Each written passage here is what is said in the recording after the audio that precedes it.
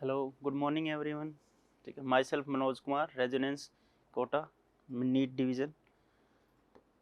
देखो, पिछले 2 या 3 लेक्चर से हम मोल कॉन्सेप्ट पढ़ रहे हैं। ठीक है, और अभी तक जो हमने कवर अप किया बेटा वो है मास के बारे में। ठीक है, फिर नंबर ऑफ मोल्स के बारे में, फिर क्या नंबर ऑफ मोल्स निकाले हमने मोलर मास के बेसिस पे। ठीक है, अगर पार्टिकल गिवन है तो पार्टिकल के बेसिस पे, और अगर वॉल्यूम गिवन है तो वॉल्यूम के बेसिस पे। उसी के बेसिस पे हमने उसको आगे बढ़ा के क्या किया, ये नंबर ऑफ पार्टिकल्स के निकाले। ठीक है, number of proton, number of electron, number of neutrons, उसी को हमने फिर रिवर्स किया। मान लो आपके पास number of proton, electron, neutron given है, पार्टिकल गिवन है, ठीक है, मोल गिवन है, तो उसे रिवर्स कैसे निकाल सकते हैं। फिर इनके बीच में हमने इंटरकनेक्ट किया। किसी की वॉल्यूम गिवन है, ठीक है, तो हम उसका मोलर मास कैसे बताएंगे, सॉरी मास कैसे बताएंगे। ठीक है, तो ये सब हमने पिछले लेक्चर में पढ़ा। अब हम नेक्स्ट आज स्टार्ट करेंगे वेपर डेंसिटी। ठीक है, तो today we discuss about vapour density.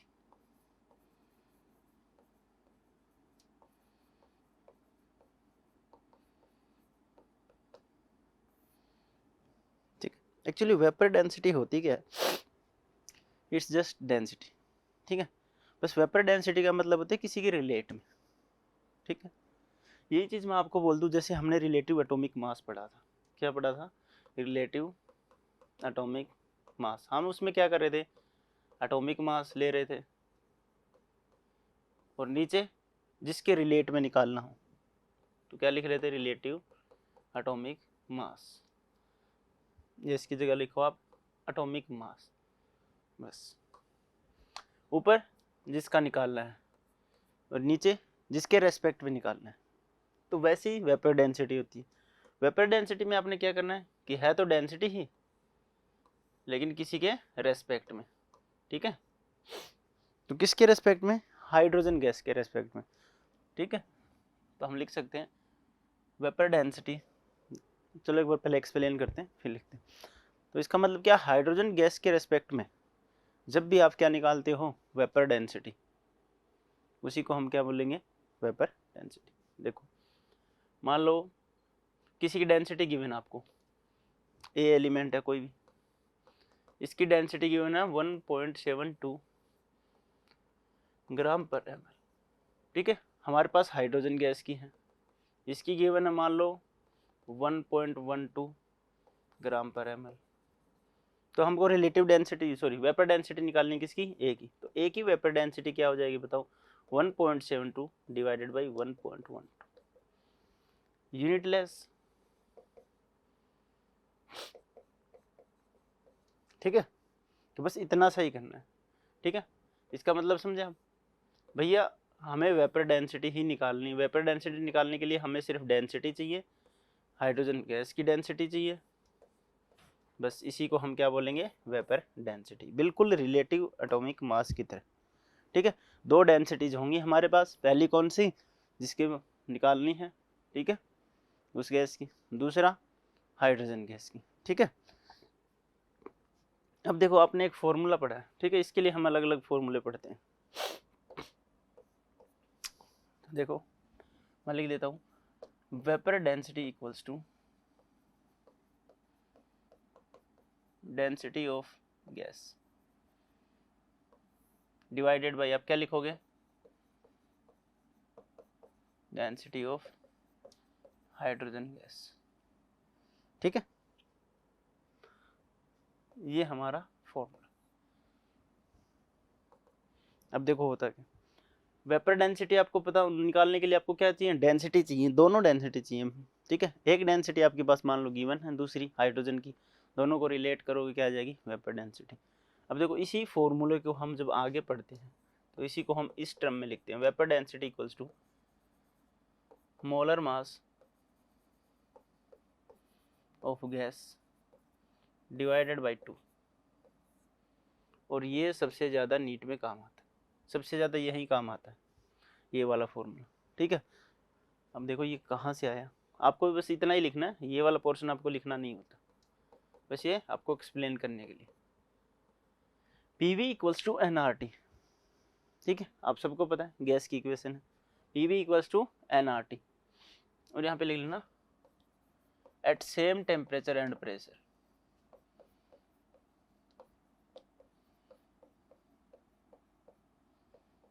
ठीक है, जिस टेम्परेचर प्रेशर पे डेंसिटी ऑफ गैस, उसी टेम्परेचर प्रेशर पे डेंसिटी ऑफ हाइड्रोजन गैस लेंगे। ठीक है, इसका एक्सप्लेनेशन देखो। अब मान लो किसी सेम ही टेम्परेचर और प्रेशर के ऊपर, तो क्या हो जाए, P constant, R constant, T constant, V is directly proportional to number of moles. तो देखो एक बार मैं इसको ऐसे लिख सकता हूँ, नंबर ऑफ मोल्स को क्या लिख सकते हैं, given weight divided by molar mass, RT। Molar mass को मैं इस साइड लेके जाऊँ तो बड़े M से डिनोट कर देता हूँ एक बार मैं इसको, equals to weight divided by volume into RT। अब वेट डिवाइडेड बाई वॉल्यूम को मैं यहाँ पे सेपरेट लिख देता हूँ डेंसिटी से डिनोट। किससे डिनोट कर दिया, डेंसिटी से। तो हमारा एक्चुअल में फॉर्मूला हो गया PM equals to density RT, और यहाँ से डेंसिटी की वैल्यू क्या आई, PM divided by RT। Yes और नो? तो देखो ऊपर फॉर्मूले में क्या लिखा है, vapour density, density of gas, density of hydrogen. तो हम क्या करेंगे, इसी फॉर्मूले में ऊपर क्या रखेंगे, डेंसिटी ऑफ गैस।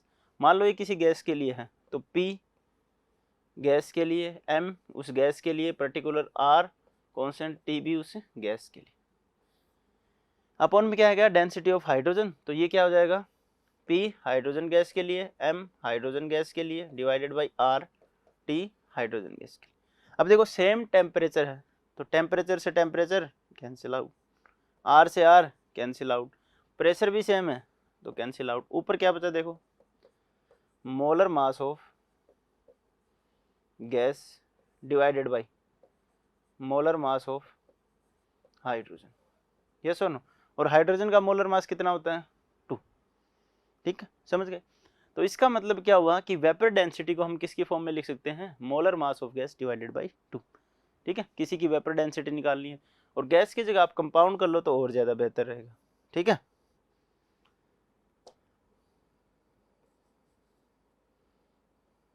भैया डेंसिटी तो किसी की भी दे सकता है आपको। ठीक है,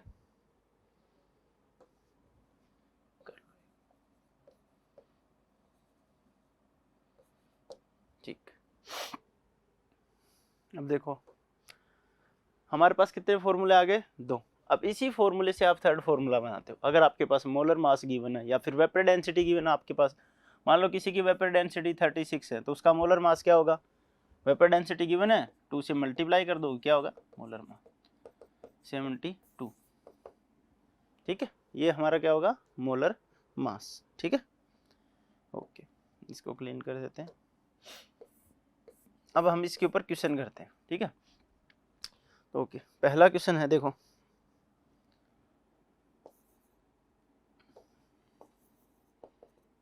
पहला क्वेश्चन देखो, पिछले लेक्चर में हमें क्या क्या पढ़ा था, ये 2 चीजें और पढ़ी थी, एवरेज मोलर मास और एवरेज एटॉमिक मास। ठीक है, अब एवरेज मोलर मास के यहाँ पे क्वेश्चन आ सकते हैं। ठीक है, मान लो मैं सपोज करके चल रहा हूँ, एक O2 गैस है, ठीक है, और एक O3, और आपको गिवन है इनका 2:1। किसका मास गिवन है, मास है कि हाँ ठीक है, ये भैया find vapour density of the mixer M average, 2:1 given है, मोल रेशियो गिवन है, एक बार मोल लिख लो। ठीक है, अब देखो कोई मिक्सर है आपके पास, ठीक है, और आपके पास O2 2 और O3 1 मोल है, तो आप कैसे क्या निकालोगे बताओ ज़रा। और पूछा है इस मिक्सर की वेपर डेंसिटी कितनी होगी। ठीक है, अब देखो क्या लिखा, बताओ अब क्या करोगे, बताओ क्या करोगे। देखो हमारे पास मिक्सर है, यहाँ पे चले जाओ, मिक्सर का हम क्या निकालेंगे, एवरेज मोलर मास। और जब हमारे पास एवरेज मोलर मास आ गया तो ये मास किसका आ गया, मिक्सर का। यस और नो? अब हमारे पास फॉर्मूला देखो, vapour density equals to molar mass of compound, इसीलिए कंपाउंड लिखा है भैया, मिक्सर आ जाएगा, आपके गैसेस का मिक्सर आएगा बार बार, है ना, तो इसके लिए कंपाउंड लिखवा दिया भाई, कोई भी मिक्सर हो सकता है। ठीक है, तो इसलिए आप एक पर्टिकुलर गैस ना लिखे, एक बार कंपाउंड लिख लो। तो मास एवरेज निकालना आपको आता ही है। बताओ क्या करेंगे मास एवरेज के लिए? बिल्कुल सही, क्या करेंगे? सबसे पहले N1 M1 okay plus N2 M2, दो ही है ना, divided by N1 plus N2। क्या हो जाएगा? N1 कितना है? 2 मोल है, ठीक है। M1 कितना है? O2 का कितना होता है? 32, वेरी गुड। N2 कितना हमारे पास? 1, और कितना आ जाएगा? 48, ठीक है। ओजोन का क्या होता है बेटा? ये molar mass divided by 1, 2 plus 1 कितना हो जाएगा? 3, कितना आ जाएगा ये? 64 plus 48 divided by 3 divided by 3, 9, 2 बच गया, 7, ठीक है, 1 बच गया, 3, 37.3। ये हमारे मिक्सर का क्या आ गया बेटा? Molar mass. Average molar mass हमारा कितना आया? 37.3। अब हमें निकालना क्या है? वेपर डेंसिटी, ठीक है। हमें क्या निकालनी है बेटा? Vapour density. मैं इसको राफ साफ कर देता हूँ। अब वेपर डेंसिटी का फॉर्मूला बताओ। यस बिल्कुल सही है। क्या हो जाएगा बताओ जरा फिर से? Vapour density equals to molar mass, ठीक है। तो हमारे पास कंपाउंड का हमारे पास क्या है? मोलर मास है ना, तो यहाँ पे रख दो vapour density equals to molar mass divided by 2। Molar mass हमारे पास कितना है? 37.3 डिवाइडेड बाई 2 कितना आ जाएगा? 1, ठीक है, 8, 6, 5। ये हमारे पास क्या आ गई? वेपर डेंसिटी, ठीक है। किसी को डाउट? तो चलो देखो एक बार फिर से देखते। हमारे पास O2 O3 का कोई मिक्सचर था, उसके मोल रेशियो गिवन थे, आपसे क्या पूछ रहा था? मिक्सचर की वेपर डेंसिटी। अब ऐसे क्वेश्चन बनेंगे, ठीक है। जो मान लो मोल कॉन्सेप्ट की सबसे बड़ी खासियत भी यही है, और बच्चों को इसी वजह से उसमें डाउट होता है, ठीक है। मोल कॉन्सेप्ट में होता क्या? जो आपने पीछे पढ़ लिया वो चीजें आपको आगे ऐड करते जानी, भूलना नहीं है। देखो हमने सबसे पहले मास पढ़ा, ठीक है। आपने सबसे पहले क्या पढ़े? मासेस। अब वो मासेस आपको एक बार क्लियर हो गए तो वो बार बार यूज होंगे, ऐसे नहीं पढ़ लिया। फिर हमने नंबर ऑफ मोल्स, किसकी टर्म में? मास की टर्म में भी पढ़े, वॉल्यूम की टर्म में भी, पार्टिकल की टर्म में भी, तीनों हो गए। अब इन्हीं के बेसिस पे फिर हमने क्या डिसाइड किया? प्रोटॉन कितने होंगे, न्यूट्रॉन कितने होंगे, इलेक्ट्रॉन कितने होंगे। इसके बाद हमने एवरेज एटॉमिक मास और दूसरा एवरेज मोलर मास। अब इन्हीं सब चीज़ों को हम यूज करते जाएंगे। अब देखो वेपर डेंसिटी का फॉर्मूला तो सिंपल है, लेकिन उसने दिया कि आपको एक मिक्सर दे दिया। अब मिक्सर देने के बाद आपको सबसे पहले मोलर मास पता होना चाहिए उसका। अब मोलर मास ऑफ मिक्सर कैसे निकालते हैं? देखो ऐसे निकालते हैं। तो O2 O3 हमारे पास क्या है? एक मिक्सर है, उसका हमने क्या निकाला बेटा? 2 रेशियो मोल गिवन थे, तो मिक्सर का हमने क्या निकाला? M average. और एम एवरेज का फॉर्मूला आपको पता है N1 M1 plus N2 M2 divided by N1 plus M2। Formula लिखा, 37.3 आया, इसको फिर से डिवाइड किया तो कितना आ गया? 18.65 वेपर डेंसिटी, ठीक है। चलो नेक्स्ट क्वेश्चन करते हैं फिर से। नेक्स्ट क्वेश्चन हम करते हैं, देखो क्वेश्चन हमारे पास लिख देते हैं, ठीक है। क्वेश्चन हमारे पास गिवन है the molar composition of a mixture of the molar composition of a mixture of SO2 and SO3, ठीक है।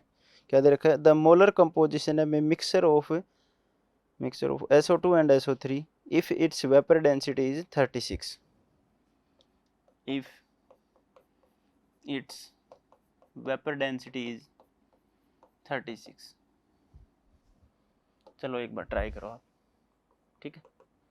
बताओ क्या करोगे? पॉज करो, ट्राई करो, ठीक है। हो गया? देखो क्या करते, the molar composition of a mixture of SO2 and SO3 hits. हाँ देखो हमारे पास क्या गिवन है? SO2 SO3 का मोलर कंपोजिशन है, ठीक है। और इसने वेपर डेंसिटी दे दी इस बार, बस इतना ही तो डिफरेंस। इसने क्या किया, वेपर डेंसिटी पहले दे दी। अब वेपर डेंसिटी आपके पास है 36, तो आप क्या निकालोगे, एम एवरेज। एम एवरेज क्या होता है, फॉर्मूला क्या था, vapour density equals to molar mass divided by 2, यानी कि मोलर मास कितना आएगा बेटा, वेपर डेंसिटी इंटू 2 होता है, ये हमारा फॉर्मूला है। तो कितना हो जाएगा 36 इंटू 2, 72। अब देखो जब भी इस टाइप के क्वेश्चन आएंगे आपको देखो दो चीजें निकालनी है। ये आपका क्या आ गया, एवरेज मास, ठीक है, एम एवरेज इक्वल टू 72। आप निकालो मैक्सिमम मोलर मास, भाई इस मिक्सर का मैक्सिमम मोलर मास क्या हो सकता है, ठीक है।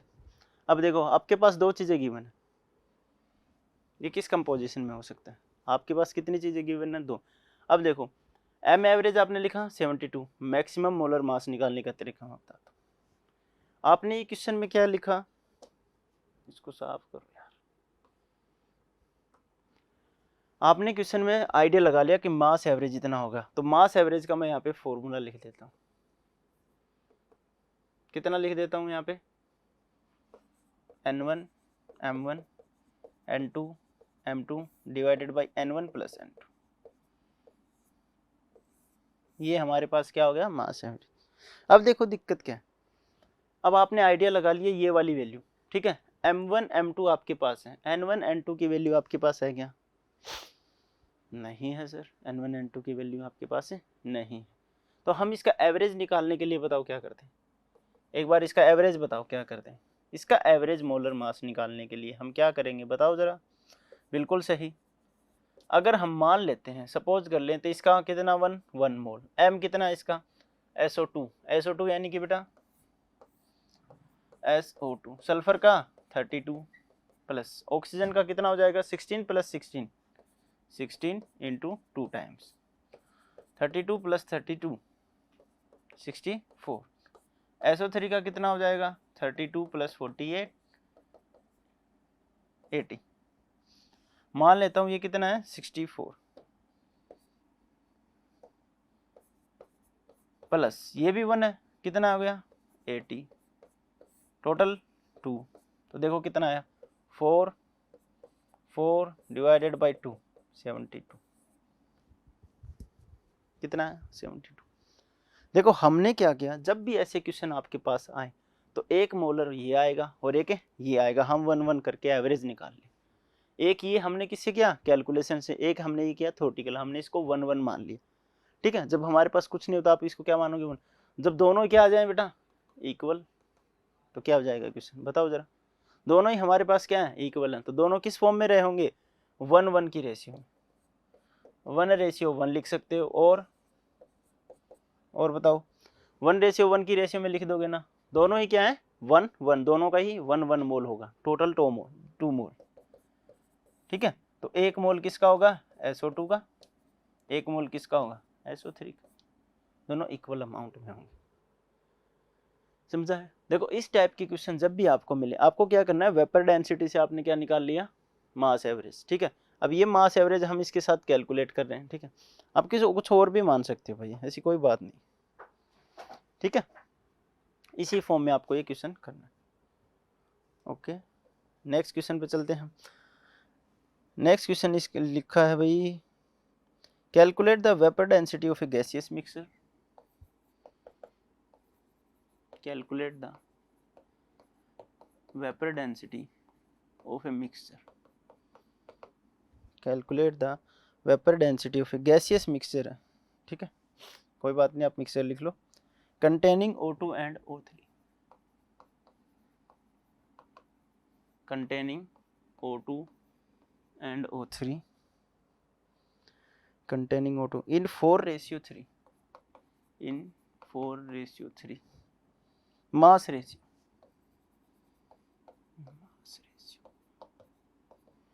ठीक है। Calculate the vapour density of A mixer containing O2 and O3 इन 4:3 मास, ठीक। चलो करो ट्राई करो, ठीक है, हो गया, पॉज करो ट्राई कर लिया। देखो हमारे पास क्या गिवन है मास, ठीक है, O2O3 का मैं यहाँ पे लिख देता हूँ मास रेशियो क्या है 4:3, O2 एंड O3, हाँ 4:3। अब देखो जब कभी भी आपके पास मास का रेशियो गिवन होता है आप ट्राई किस में करते हो बेटा, मोल में निकालने की। चैप्टर मोल कंसेप्ट का तो हम हर चीज को ट्राई करते हैं मोल में निकालने की, ठीक है। तो पहले बताओ आप क्या ट्राई करोगे, मास गिवन है, मोल निकालोगे, क्या करते हो, आपके पास जो भी वेट है उसको किससे डिवाइड कर देते हो, मोलर मास से। कर दो डिवाइड, 4 डिवाइडेड बाई कितना करोगे 32, ठीक है, 3 डिवाइडेड बाई 48। अरे ये सर नो भाई ऑक्सीजन है, एक ऑक्सीजन का कितना 16, दो ऑक्सीजन है 32, एक ऑक्सीजन का 16, तीन का 48, तो ये हमारे पास क्या आ गया नंबर ऑफ मोल्स। अब इसको कैलकुलेट करो इजी, ठीक है, इसको मैं किससे कैलकुलेट कर सकता हूँ 16 से, ठीक है, 2, तो कितना हो गया 2:1। अरे ये सर नो 2:1 हो गया कि नहीं हो गया, ठीक है। देखो इसको कैलकुलेट करना आपको सीखना पड़ेगा, 32 से डिवाइड किया, इसको 48 से डिवाइड किया, ठीक है। अब इसको कैलकुलेट करके वैल्यू निकाल के कर लो, चाहे इसको देखो दोनों दोनों पार्ट किससे कैलकुलेट होते हैं 16 से, 16 2 टाइम 16 3 टाइम्स, 3 से 3 कैंसिल हो गया, जैसे 2:1। अब आपके पास मोल रेशियो आ गया। अब आपको बताने की जरूरत नहीं, वेपर डेंसिटी, फिर से वेपर डेंसिटी क्या होता है बताओ, बिल्कुल सही, मोलर मास डिवाइडेड बाई 2। क्या आपके पास मोलर मास है, सर नहीं है, वो तो क्या गिवन है बेटा, मोल। मोल का मतलब भैया दो मिक्सर में दो चीजें हैं, एक O2 एक O3, दोनों के मोल गिवन है, तो क्या निकाल लोगे सर, मास एवरेज निकाल लेंगे, इसमें क्या है, मोलर मास क्या आ जाएगा एवरेज, तो निकालो जरा क्या आएगा एवरेज में, N1 molar mass of first one 32 plus N2 molar mass of second one divided by N1 N2, 2 और 1 3, कितना हो जाएगा 64 प्लस 48 डिवाइडेड बाई 3, कितना हो गया 213, ठीक है, ओके। हमारे पास मास एवरेज आ गया 112 डिवाइडेड बाई 3। अब देखो हमें निकालना क्या है vapour density, so vapour density will be molar mass of this divided by 2। अब ये 2 ऊपर चला जाएगा। अगर देखो इन चीज़ों को समझने के लिए आप ये करो, जिसके नीचे कुछ नहीं गिवन हो इसको 1 लिखो। अब आप जब इसको सोल्व करते हो तो जो नीचे वाली टर्म होती है वो ऊपर चली जाती है, 1 ऊपर वाली नीचे, इस नीचे वाले पोर्शन को देखो, 2 कहाँ रह जाएगा नीचे, जब इसको कैलकुलेट तो 112 डिवाइडेड बाई 6। जब कभी भी आपको ऐसा लगे 3 आ जाए तो आप उसको अलग से लिख लिया करो। मान लो आपके पास आ गया 68 डिवाइडेड बाई 3 डिवाइडेड बाई 1/4 है, ठीक है। जब भी ऐसी टर्म आ जाए, जब नीचे वाली टर्म ऊपर जाती है तो ये जस्ट अपोजिट हो जाती है। जस्ट अपोजिट का मतलब इसको ऊपर लेके जाओगे तो 4 तो ऊपर 1 नीचे। ऐसे ही अगर मान लो 68 divided by 4 divided by 3 given है, अब देखो इसके नीचे कुछ नहीं तो आप 1 मान लिया। अब ये क्या हो जाएगा 68 डिवाइडेड बाई 4 इंटू 1 ऊपर 3 नीचे के नीचे, ठीक है। बस ये ऐसे करने, तो इसका कितना आ जाएगा वेपर डेंसिटी 112 डिवाइडेड बाई 6, ठीक है। चलो नेक्स्ट क्वेश्चन ट्राई करते हैं। नेक्स्ट क्वेश्चन क्या गिवन है भाई, नेक्स्ट क्वेश्चन नहीं है, ठीक। इसके बाद हम बात करेंगे, ये सबसे आसान, लिखते ही समझ जाओगे,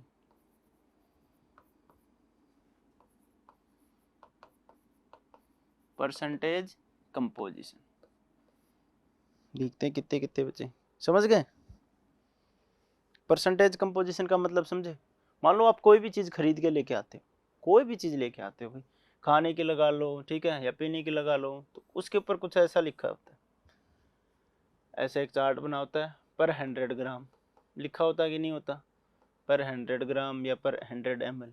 इसमें भैया इतना प्रोटीन है, इतना कार्ब है, इतनी शुगर है, इतनी फैट है, इतना ये है, यस और नो, टोटल में से। वो आपको मान लो आप 500 ml की कोई बोतल लेके आते हो, उसका कंपोजिशन कितने पे रहता है बताओ बेटा, पर 100 ml पे। तो इसको 5 टाइम्स कर दोगे तो कितना का आ जाएगा। ठीक, अब ये बताया क्यों जाता है, देखो आपके पास 100 ml कोई चीज़ है, उसमें बहुत सारी चीज़ें हैं।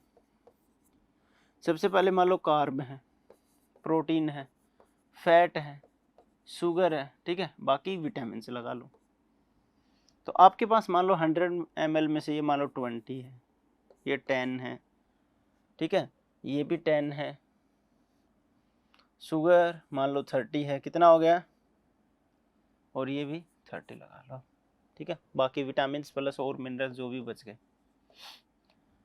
अब देखो इस बाइसेप में क्या 100 ml था, इसमें से 20 कार्ब है, 10 प्रोटीन है, 10 फैट है, 30 शुगर, 30, कितना हो गया 30 प्लस 30 60, 60 प्लस 40 100 ml।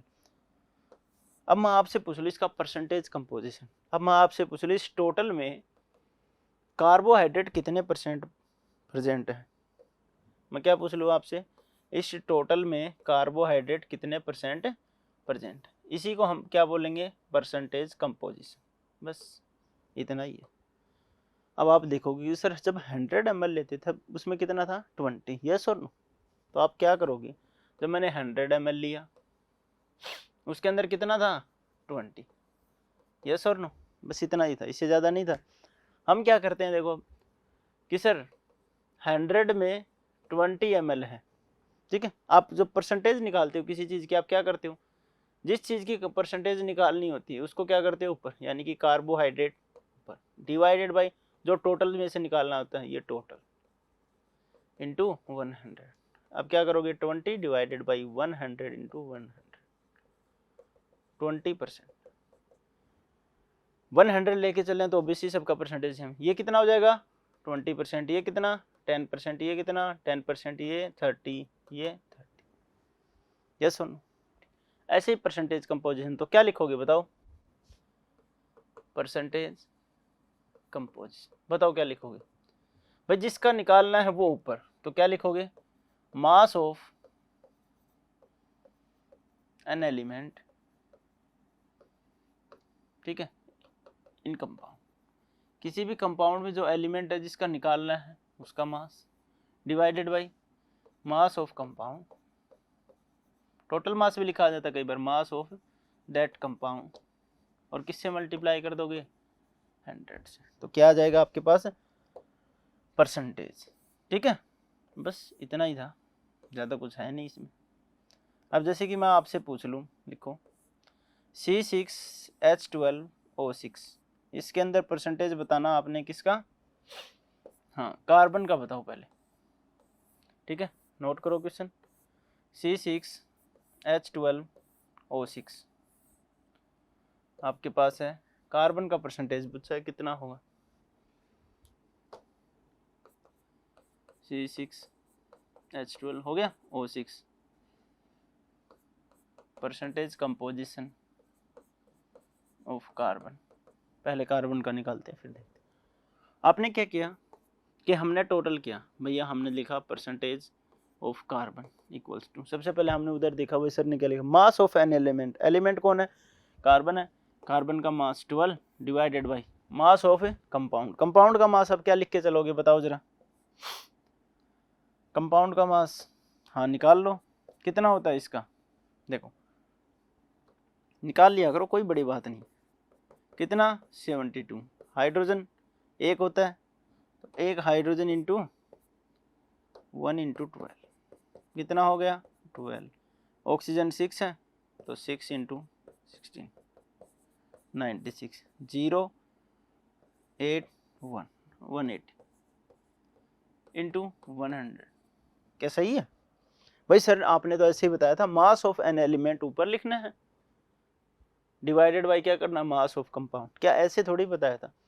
मैंने वहां पे क्या लिखा था कि 100 ml में ये चीजें गिवन है, और मान लो 20 ml क्या है कार्बोहाइड्रेट, मैं दे देता हूँ आपको टोटल 500 ml, कितना दे दिया 500 ml। अब इसके अंदर कार्बोहाइड्रेट कितना होगा भैया, 100 के अंदर कितना था 20, तो 500 के अंदर कितना रहा हो गया, ऑब्वियस सी बात है ये इसका कितना टाइम्स हो गया 5 टाइम्स, तो ये भी 5 टाइम्स रहा होगा यानी कि 100 ml। ठीक है, तो इस चीज को समझो आप, तो क्या होगा बताओ जरा। कार्बन का मास हमने 12 लिया, बिल्कुल सही है, कोई गलती नहीं है, लेकिन हमने किया क्या, एक ही कार्बन लिया, जबकि यहाँ पे कार्बन कितने हैं 6। Very good. तो कार्बन कितने हमारे पास 6 हैं, क्या आ जाएगा 72 डिवाइडेड बाई 180 इंटू 100।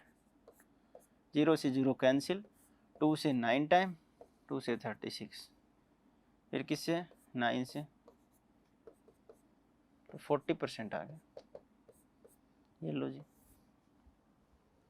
हमने क्या करा बताओ कि कार्बन का मास 72% था, बिल्कुल है सर 72%, नहीं सॉरी 72 ग्राम। कैसे कि एक कार्बन का मास 12, कार्बन हमारे पास टोटल कितने 6, तो 6 से मल्टीप्लाई कर दिया, टोटल हो गया 72 divided by 180 into 100, cancel out क्या 40%। अब इसी के अंदर मैं पूछ लूँ हाइड्रोजन एंड ऑक्सीजन, ठीक है। अब हाइड्रोजन के लिए आप क्या करोगे सर, सिंपल है, अब तो हाइड्रोजन लिखा, percentage composition 12 into 1 divided by 180 into 100, 0 से 0 कैंसिल, फिर से 6 से कट गया भैया 2 और 3 टाइम्स, ये आ गया 20 डिवाइडेड बाई 3,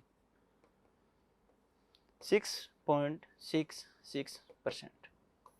ऐसे ही अगर ऑक्सीजन की बात करें, परसेंटेज ऑफ ऑक्सीजन कितना हो जाएगा, ऑक्सीजन कितने 6, एक ऑक्सीजन का 16 into 6 divided by 180 into 100, 96 180 into 100, ठीक है।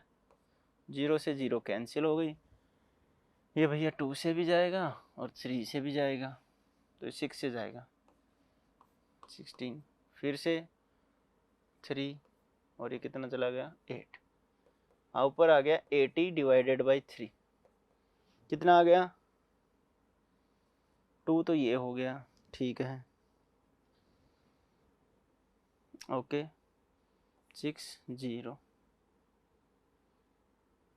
20 बच गया, हाँ 6.67%, ठीक है। अब देखो हमने क्या किया, परसेंटेज निकाला कार्बन का, हाइड्रोजन का और ऑक्सीजन का, ठीक है। अब तीनों का परसेंटेज निकाले, अब तीनों को क्या कर देंगे हम ऐड कर देंगे, तीनों को ही जब हम ऐड करेंगे तो क्या आ जाएगा बेटा टोटल 140, नहीं ये तो नहीं आ रहा ना, कहाँ गड़बड़ कर दी, देखो इसका कितना आया 12 into 6 divided by 180, 72 divided by 180, 40%, बिल्कुल सही है।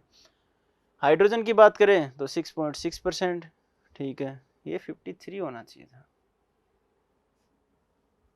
एक ऑक्सीजन का 16, 6 ऑक्सीजन का 96 डिवाइडेड बाय टोटल कितना है 180, बिल्कुल सही है। कैलकुलेशन में कहाँ दिक्कत हो गई, देखो इसको फिर से करते हैं, कोई बात नहीं,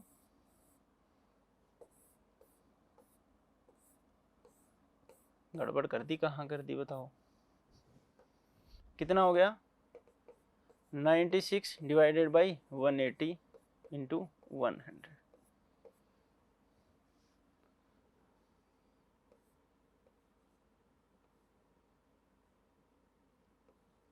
ठीक है ठीक है, हाँ अब ठीक है। देखो वहाँ पे गड़बड़ कर दी थी हमने कैलकुलेशन में, ऊपर आ गया, देखो हमने इसको किससे कैंसिल आउट किया, तो डायरेक्ट समझना चाहो डायरेक्ट समझो, 18 है, ऊपर कितना है 96 है, 18 को 5 से मल्टीप्लाई करें 90 आता है, तो 5 पॉइंट समथिंग आएगा।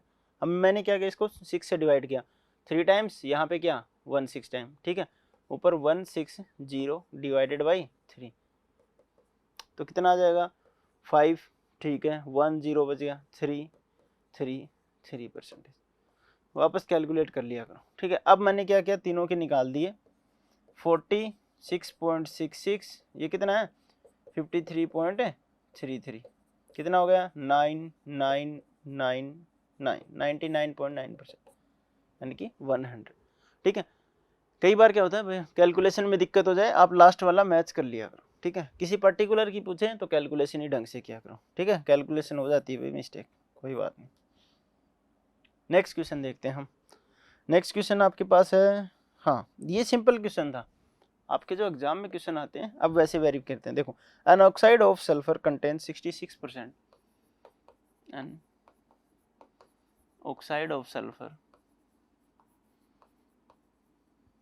N oxide of sulphur contain 66.67%.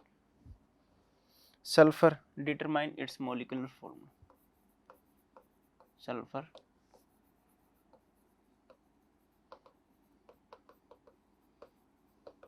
ऐसे क्वेश्चन आते नहीं है, लेकिन ये एक कर लो एक बार।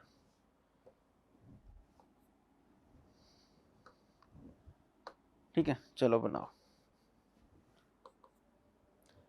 N oxide of sulphur, sulphur का ऑक्साइड है, ठीक है, कंटेन 66.67% सल्फर, सल्फर है 66.67, तो बच गया वो क्या है, ऑक्सीजन है। ओके, देखो हम क्या करेंगे, एक हमारे पास सल्फर है, एक हमारे पास ऑक्सीजन है, ये 66.67% है, तो ये 33.33%, सीधी सी बात है। यस और नो? अब हम इनका रेशियो निकाल लो, कितना रेशियो आ गया बताओ जरा, सिंपल सा रेशियो आ गया भाई 100, ये भी कितना हो गया 100, ये दोनों कैंसिल, परसेंटेज हटाएंगे तो 2 टाइम्स हो गया, 2:1। किस में रेशियो में आएंगे, 2:1 में, तो क्या हो जाएगा H2O,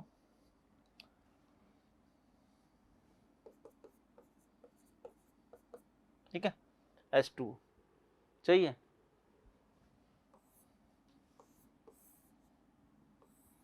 बहुत सारे बच्चों ने ऐसे ही किया होगा। देखो जरा, हमारे पास क्या था, an oxide of sulphur contain है 66.67% सल्फर है, बाकी जो बच गया वो ऑक्साइड है, तो कितना बचा ऑक्साइड 33.33%। इससे किया बिल्कुल गलत क्वेश्चन। अब देखो निकाल के देखो आप इसको, कितना हो गया सल्फर 32 + 32, ठीक है, सल्फर कितना है 32 + 32, ऑक्सीजन कितना हमारे पास सिर्फ 60, ठीक है, आप टोटल करो, ये कितना हो गया 64 + 16, ठीक है 80 हो गया, ठीक है। आपने क्या किया, 64 तो सल्फर लिया, 80 × 100, बताओ क्या आएगा, 80% हो गया। चलो देखो फिर से देखो इस क्वेश्चन, आप लोग बस सबसे बड़ी गलती ये थी, 66.6% ये था, 33.30% ये था, ठीक है। आपने क्या किया, परसेंटेज में गिवन है, दोनों के अमाउंट गिवन है, ये इसका जस्ट डबल है, यानी ये 1 होगा तो ये कितना होगा 2। आपकी अप्रोच बिल्कुल सही थी। फिर आपने इसके बेसिस पे फॉर्मूला बना दिया H2, ठीक है भैया, ये 1 होगा तब ये 2 होगा, ये क्या हो सकता है, मास भी तो हो सकता है, मोल भी हो सकता है, आपने कैसे डिसाइड किया कि ये H2। आप निकाल के देखो फिर, सल्फर का क्या किया आपने 32, 2 सल्फर थे, 32 + 32 64, ऑक्सीजन लिखा 16, टोटल आ गया 80, 80 में से ऑक्सीजन का निकाल लो, 16 ऑक्सीजन आपके पास, 80 टोटल आया आपका, 100 से मल्टीप्लाई किया 20% आ गया, जबकि क्वेश्चन में तो 33.3%।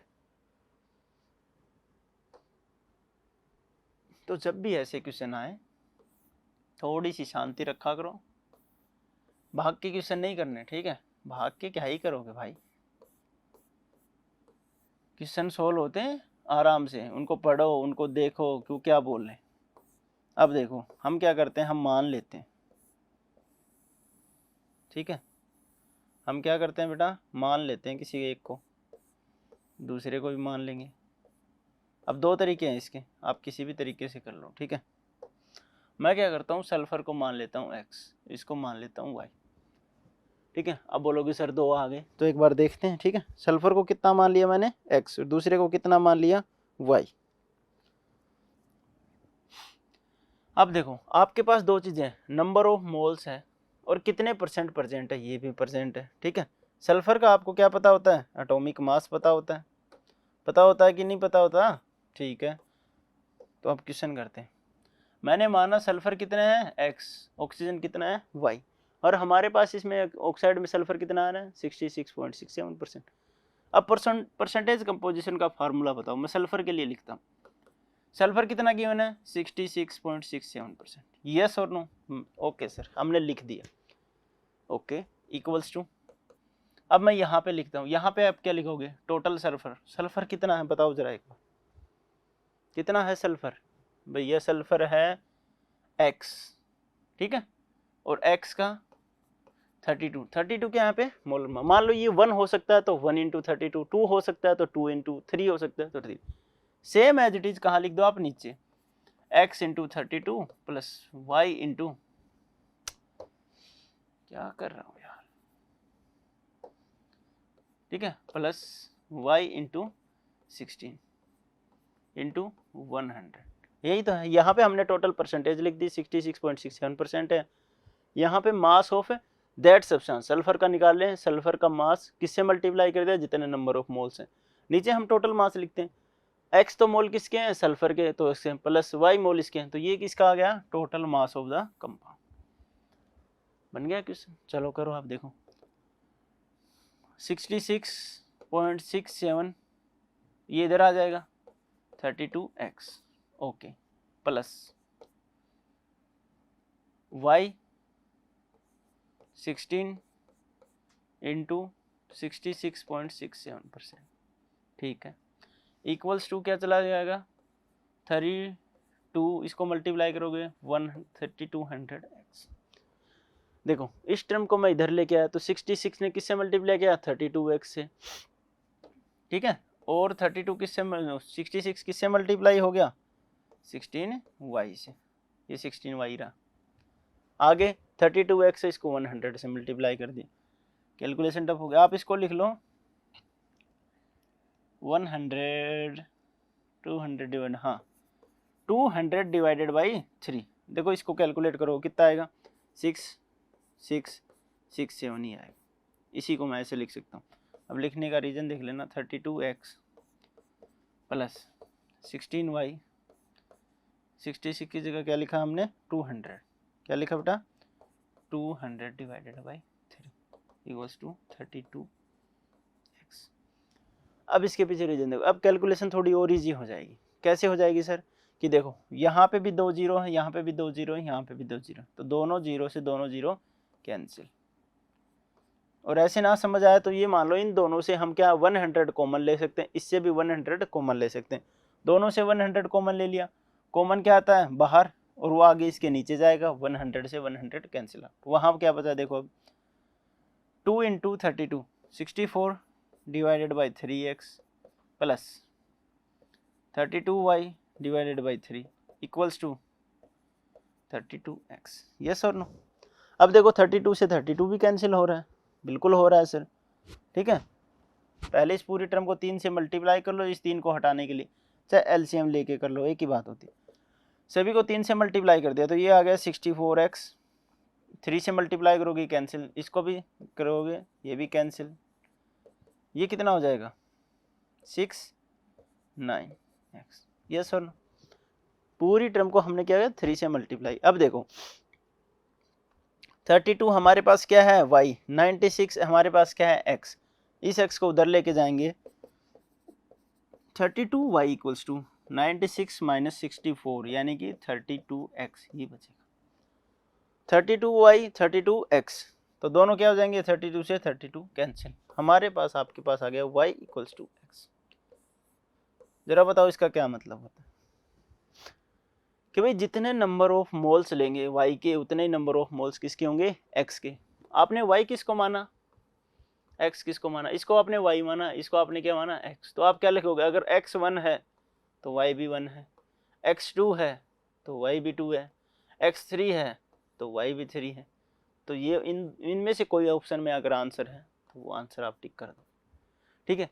अब देखो इसका दूसरा वर्जन देख लो, आप कैलकुलेट करके देख लो, एस ओ दोनों हमने एक एक ले लिए, ठीक है, आपके पास क्या हो रहा है, ये 32 है प्लस ये 16 है, टोटल कितना हो गया 48। अब मैं कर देता हूँ सल्फर, 32 डिवाइडेड बाई 48 इंटू 100 कितना आ गया, ये 2 डिवाइडेड बाई 3 200 डिवाइडेड बाई 3 आ गया, 16 से कैंसिल आउट कर दिया, 2 times 3 times into 100, 200 divided by 3, यही तो है 66.67%। बस समझ गए इस चीज़ को, ओके। तो देखो जब कभी भी ऐसा क्वेश्चन आया आपने जल्दबाजी नहीं करनी, ये इतना परसेंटेज रखा बचा हुआ इतना परसेंट हो जाएगा, कैंसिल आउट कर दिया 1:2 आ गया, S2 हो गया O2 O1 हो गया, नहीं भैया नहीं, ठीक है, जब आप इसे कैलकुलेशन करोगे गलत है। आपको क्या करना है, जो परसेंटेज कंपोजिशन दी उसको लिखो, उसी में उस फार्मूला को पुट करो। कई बच्चे इसको x मानते हैं, ठीक है, कई बच्चे इसको y मान के कर लेते हैं, जो भी करना है सोच समझ के। नेक्स्ट क्वेश्चन देखिए। हाँ, इस टाइप के क्वेश्चन आपके एग्जाम में जरूर आते हैं। इंसुलिन गिवन है आपको, इंसुलिन कंटेन, क्या गिवन आपके पास, इंसुलिन बेटा देखो, insulin contain 3.2% sulphur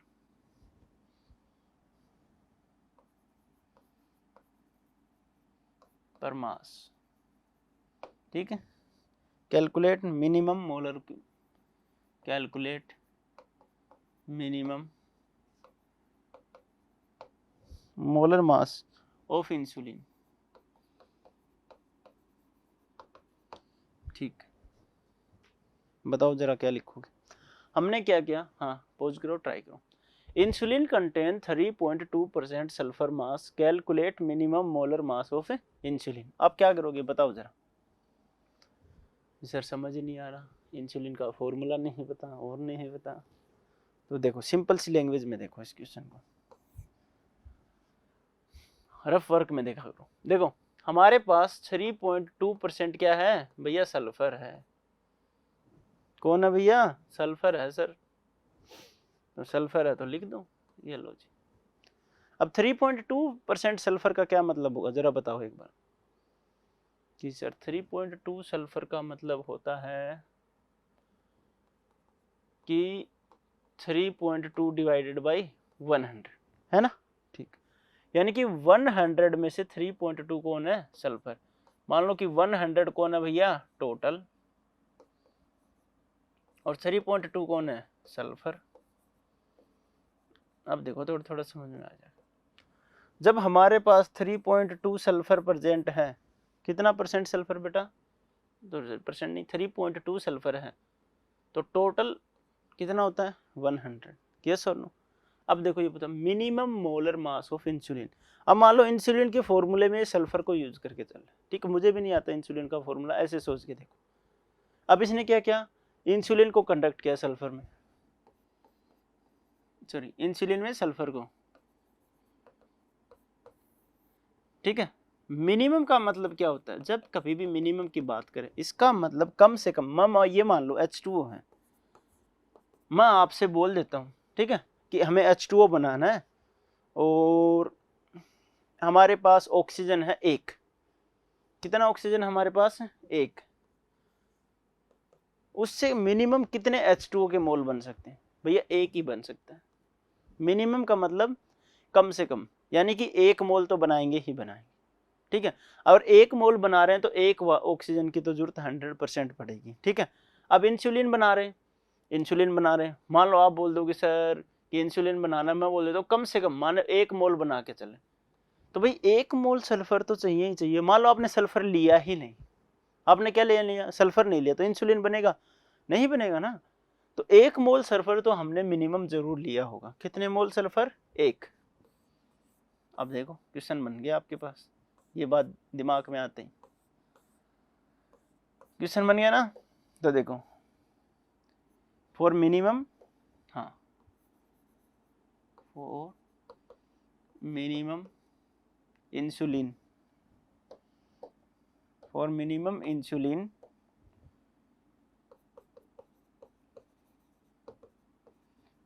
we take at least 1 mole of sulphur.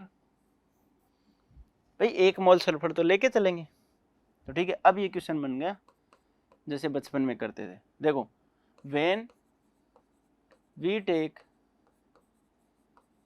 3.2 sulphur, देखो ये रहा, जब हम 3.2 सल्फर लेके चलते हैं, कंपाउंड कितना होता है टोटल 100 ग्राम, अगर ये इतना है तो भाई होता है कि नहीं होता। देखो जब हम क्या लेके चलते हैं बेटा, वी टेक 3.2 ग्राम सल्फर, 100 ग्राम क्या होता है टोटल रहा होता है, ये इसीलिए गिवन। जब आपके पास सल्फर 3.2 रहा होगा तो 100 टोटल क्या रहा होगा, टोटल कंपाउंड का मोलर मास। अब देखो आपके पास व्हेन वी टेक 1 ग्राम तो क्या हो जाएगा 100 डिवाइडेड बाई 3.2 ग्राम।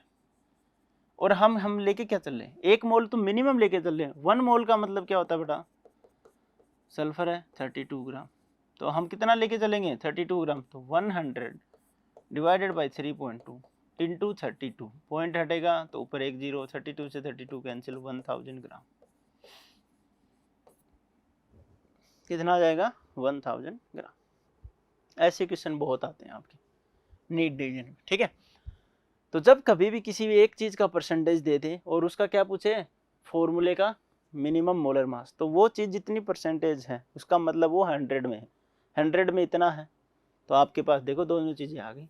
मान लो मैं ये लिख देता हूँ x% है कोई चीज, इसका मतलब जब हम इस चीज को x मान के चल रहे हैं तब टोटल मास कितना रहा होगा 100। अब ये चीज आपको मान लो y दे दी तो क्या हो जाएगा 100 divided by x into y. बस इतना ही सिंपल वाला फॉर्मूला, ठीक है। नेक्स्ट क्वेश्चन पे चलते हैं हम,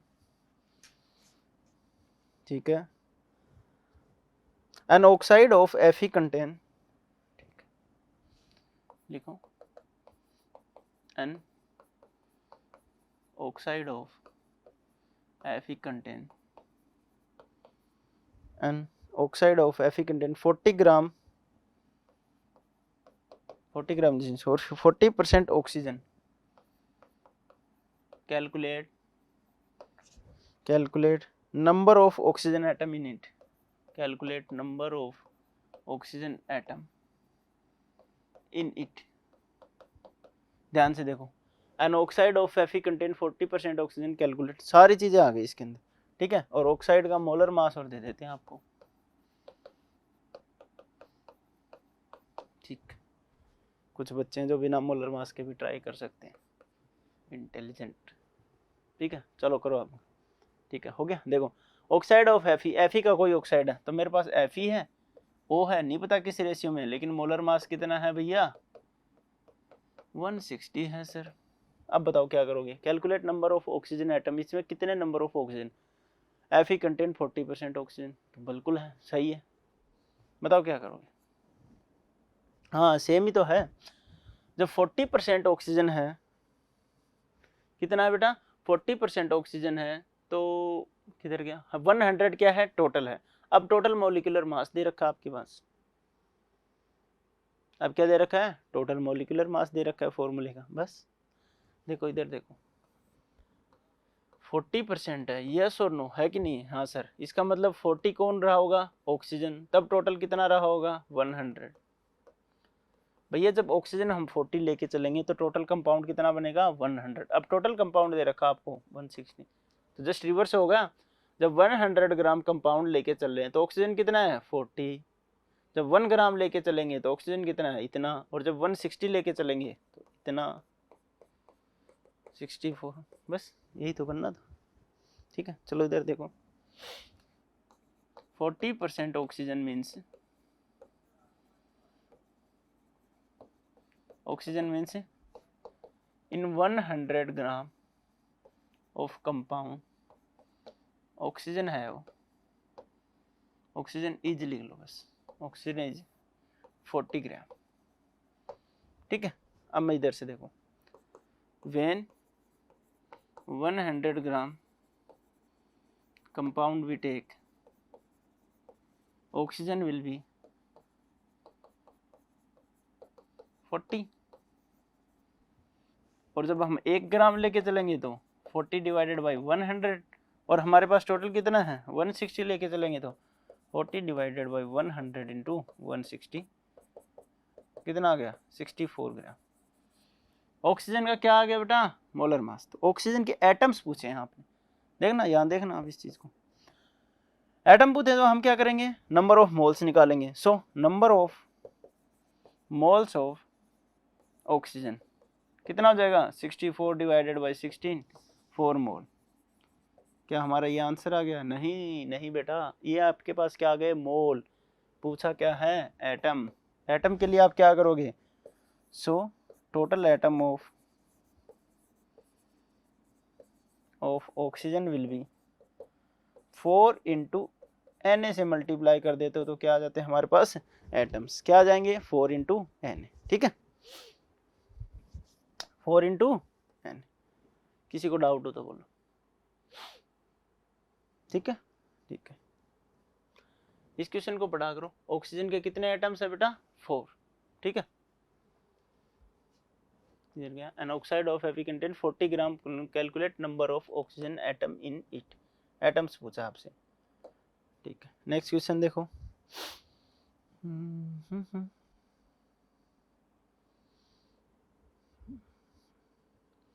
नेक्स्ट है in a hydrated chloride of mg percentage of 32, calculate its molecular formula. ये भी सिंपल क्वेश्चन है, ठीक है। इतने क्वेश्चन काफ़ी रहेंगे, ठीक है। अब देखो नेक्स्ट हम चल गए, नेक्स्ट हम पढ़ेंगे, क्या पढ़ेंगे बेटा, देखो आपके बहुत सारे फॉर्मूला आ जाते हैं, ठीक है। एक बहुत सारे लॉ हैं, ठीक है, रेसिप्रोकल लॉ है, ठीक है, मास का लॉ है, मास can not be created neither be created nor be destroyed. जितना मास हम प्रोडक्ट साइड लेके चलते हैं उतना रिएक्टेंट, इतने इंपॉर्टेंट नहीं है। आपके क्या आता है देखो, एक तो है गेल-लुकास लॉ, ठीक है, ये लुसाक लॉ। इन भाई साहब ने क्या बताया था कि जो वॉल्यूम है गैसेज की वो एक सिंपलेस्ट रेशियो में रहेगी। किस में रहेगी बेटा, सिंपलेस्ट। दोनों आपस में, तीनों चीजें आपस में क्या करेंगी, रिलेट करेंगी।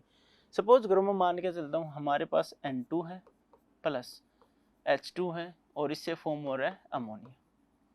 मैंने इस रिएक्शन को बैलेंस करके लिख दिया, ठीक है।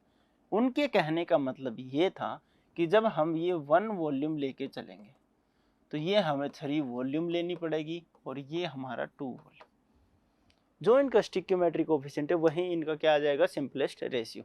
अब दूसरी चीज देखो, ये अगर हम 50 ml लेके चलेंगे तो ये 150 ml है और ये 100 ml बनेगी। ये अगर 1 लीटर लेके चलेंगे ये 3 लीटर लेनी पड़ेगी और ये 2 लीटर बनेगी। ये किसने बताया था, ये लुसाक लॉ ने। इसी को हम आगे फर्दर यूज करेंगे मोल के कॉन्सेप्ट में, जब हम स्टिक्योमेट्री कोफिशिएंट पढ़ेंगे वहां पे आप इसको फिर से देखना। तो गेल-लुसाक ने बताया जो वॉल्यूम है वो किस में रहेगी बेटा, सिंपलेस्ट रेशियो में रहेगी, ठीक है। इसके बाद नेक्स्ट लॉ आता है आपका एवोगैड्रो, और ये आपको पता होना चाहिए। एवोगैड्रो लॉ, एवोगैड्रो लॉ बड़ा आसान है। इसमें क्या है, नंबर ऑफ मोल से रिलेटेड बात की गई, ठीक है। तो इसने बोला है कि कोई भी कंपाउंड है, कोई गैस है, उसके नंबर ऑफ मोल्स, ठीक है, उसके सेम नंबर ऑफ मोल्स में पार्टिकल क्या होंगे बेटा, सेम रहेंगे। पार्टिकल या मॉलिक्यूल क्या रहेंगे, सेम रहेंगे। वॉल्यूम क्या रहेगी, वो भी सेम रहेगी, ठीक है। चलो इधर समझो एग्जांपल से, एक H2 गैस है, CO2 गैस है, SO3 ले लो, SO3 है और एक CO ले लो, ठीक है ठीक है। अब देखो होगा क्या, मान लो मैं n नंबर ऑफ मोल्स मान लेता हूँ इन सभी के। नंबर ऑफ मोल्स कितने मान लिए मैंने, n, तो सभी के अंदर वॉल्यूम कितना होगा बताओ। सभी का वॉल्यूम क्या रहेगा बेटा, n into 22.4 litre, n into 22.4 litre, n into 22.4 litre, n into 22.4 litre. यानी कि सेम नंबर ऑफ मोल्स के लिए किसी भी गैस का वॉल्यूम क्या रहेगा, सेम ही रहेगा। क्या रहेगा, सेम ही रहेगा, एग्जैक्टली क्या रहेगा बेटा, सेम। अब बात करें मॉलिक्यूल्स की, पार्टिकल्स की, तो वो भी क्या रहेंगे, सेम। पार्टिकल यानी कि n into N A, n into N A, n into N A, n into N A. और ये पार्टिकल क्या होंगे जरा देख के बताओ, क्या रहेंगे बेटा, मॉलिक्यूल, ठीक है। मॉलिक्यूल क्यों, जैसे H2 मॉलिक्यूल है, CO2, SO2, SO3 sorry CO molecule है। अब हम अगर बात करें नंबर ऑफ एटम्स की, देखो समझ आने लग गया, हाँ बिल्कुल सही। नंबर ऑफ एटम्स इसके अंदर कितने हैं बेटा, एक हाइड्रोजन, कितने हैं, 2। तो क्या करोगे, 2 into N into N A. यहाँ पे कितने हैं, 3 into n into N A, 3 into N into N A, यहाँ पे कितने हैं 4, 4 into N into N A, यहाँ पे कितने वापस से 2 into N into N A. अब देखो क्या ये वाली वैल्यूज सबकी सेम है क्या? तो उसके कहने का मतलब ये था कि सेम नंबर ऑफ मोल्स के लिए वॉल्यूम क्या रहेगी इक्वल, और नंबर ऑफ पार्टिकल्स भी यानी वॉल्यूम नंबर ऑफ मॉलिक्यूल्स भी क्या रहेंगे इक्वल, लेकिन नंबर ऑफ एटम्स में डिफर, ये भैया अलग हो सकते हैं। अब इन दोनों के देखो, दोनों के क्या हैं सेम, क्योंकि दोनों में कितने एटम थे 2 2, लेकिन बाकी सभी में एटम डिफरेंट, तो वैल्यू भी क्या आ जाएगी डिफरेंट। ठीक है, तो बस आज के लिए इतना ही करेंगे, ठीक है, सफिशिएंट रहेगा, क्योंकि फिर एम्पिरिकल फॉर्मूला और मॉलिक्यूलर फॉर्मूला स्टार्ट करना है, ठीक है, वो होगा नहीं। तो ठीक है, आज के लेक्चर में हमने पढ़ा वेपर डेंसिटी क्या होती है, ठीक है, उससे रिलेटेड कुछ क्वेश्चन बनाए, परसेंटेज कंपोजिशन कैसे निकालना है उससे कुछ रिलेटेड क्वेश्चन बनाए, ठीक है। उसके बाद हमने पढ़ा एवोगैड्रो लॉ और गे-लुसाक लॉ, ठीक है। नेक्स्ट टाइम पे हम करने वाले हैं एम्पिरिकल फॉर्मूला और मॉलिक्यूलर फॉर्मूला, ठीक है, उससे और आगे उनको लेके चलेगी, ठीक है। Okay, thank you.